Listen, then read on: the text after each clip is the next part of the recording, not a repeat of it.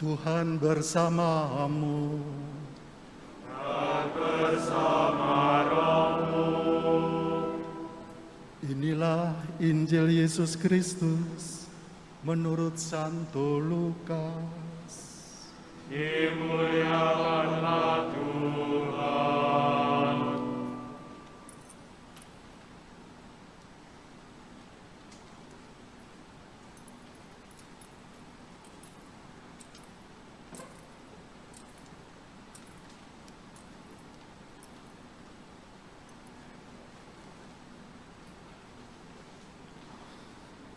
Setelah malaikat-malaikat itu meninggalkan mereka dan kembali ke surga, gembala-gembala itu berkata satu sama lain,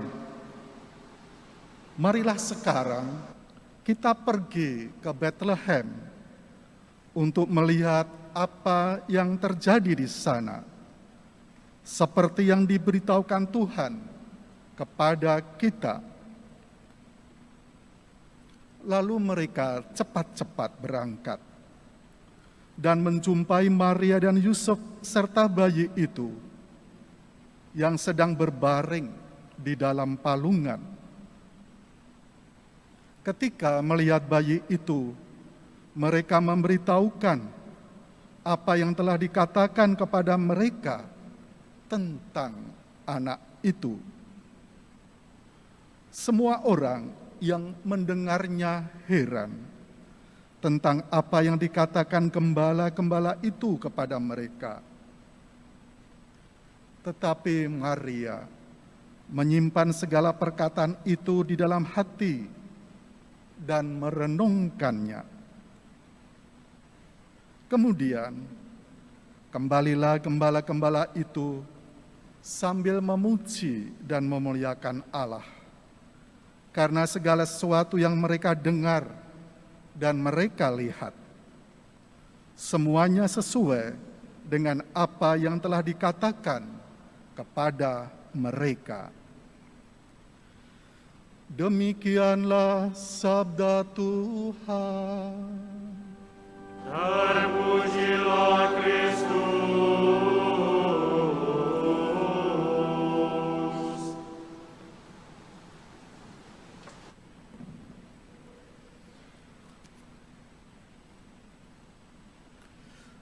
Bapak, Ibu, saudara-saudariku yang terkasih, setiap kita merayakan Natal, kita diingatkan akan sukacita dan kesederhanaan. Tadi di dalam Injil yang kita dengar, malaikat memberitahu kepada para gembala-gembala bahwa Yesus sudah lahir. Kita mendengar gembala-gembala tanpa nama, dan gembala itu yang pertama kali diberitahukan oleh para malaikat bahwa Sang Penebus, Sang Penyelamat sudah lahir. Kita tahu, kalau orang disebut tanpa nama, tentu orang yang sangat sederhana. Orang tidak terkenal, tidak punya jabatan, tidak punya kekuasaan, tapi justru orang yang no name, tanpa nama, hanya disebut gembala itu, yang pertama kali diberitahu oleh para malaikat tentang kelahiran Sang Penyelamat, Tuhan Yesus.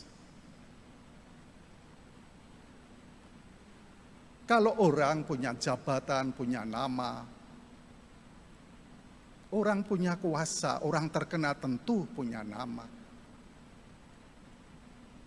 Kita tahu orang-orang yang terkenal punya kuasa, kita tahu. Kita tahu nama Bapak Presiden kita tahu nama gubernur kita, wali kota kita. Beliau memang orang-orang yang terkenal. Injil ingin mengatakan supaya dengan kesederhanaan kita bisa sukacita. Dan para gembala tadi bersukacita, marilah kita pergi ke Bethlehem untuk melihat apa yang terjadi di sana. Kemudian mereka memuji, memuliakan Allah.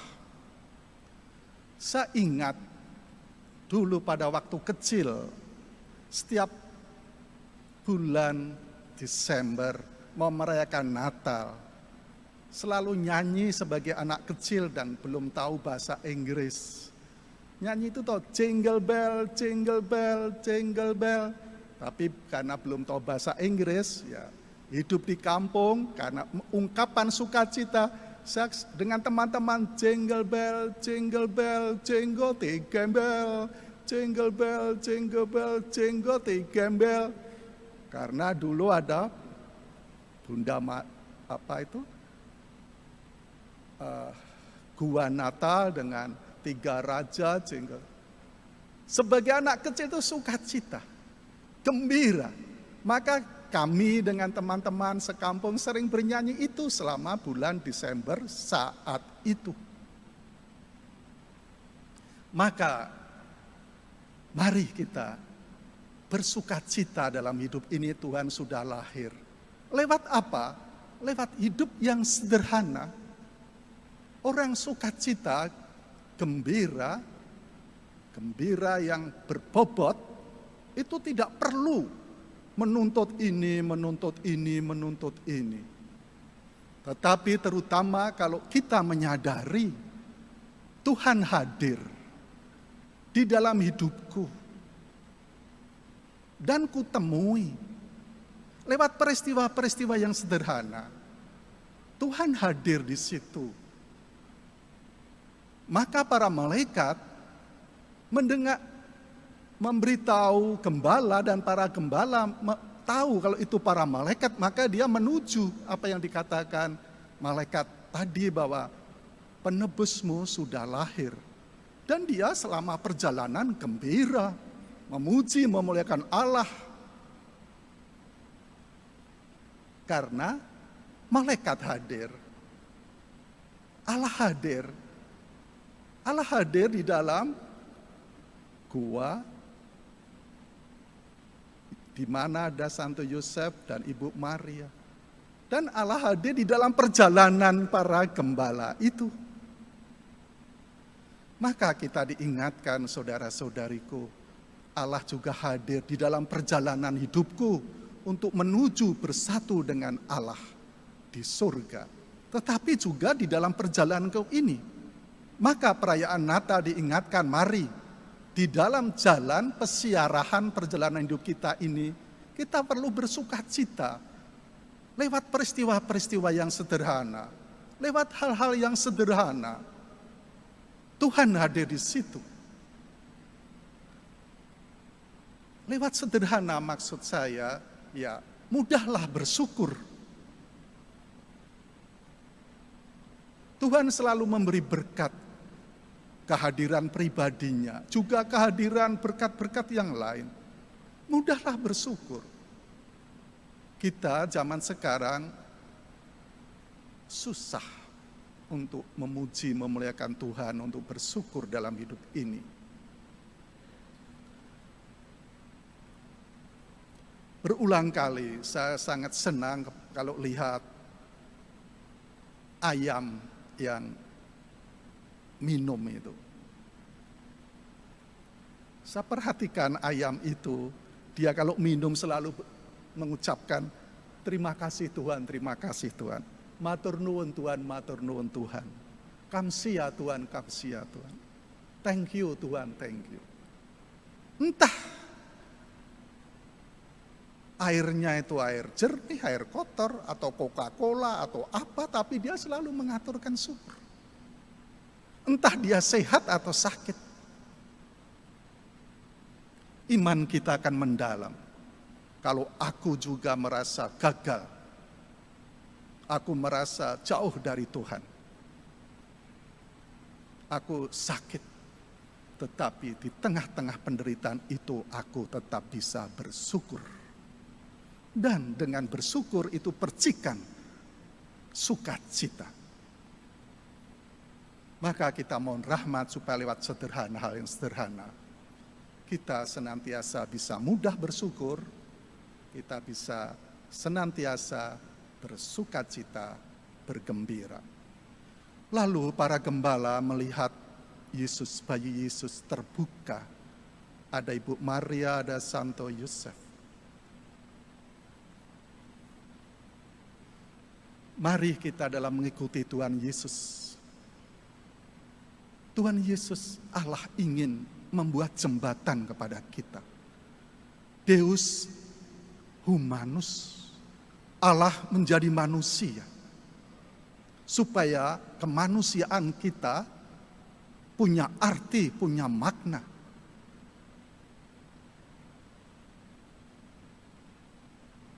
Maka kemanusiaan kita sungguh dihormati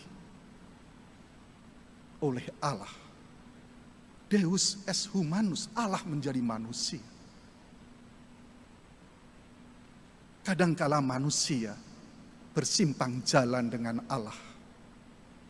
Manusia ingin menjumpai Allah di puncak gunung, di tengah lautan, di gua-gua, di mana yang tempat sulit-sulit. Padahal Allah dari surga turun ke bumi. Sehingga sering manusia bersilangan, gak pernah berjumpa.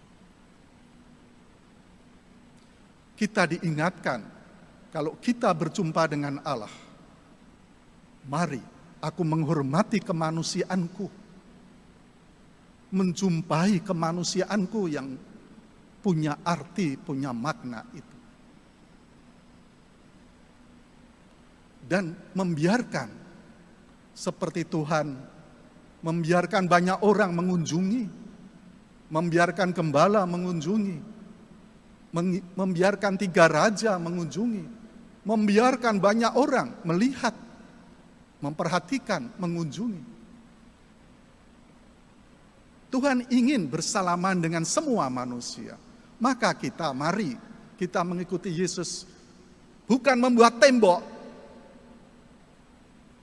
membuat benteng, tetapi kita membuat jembatan.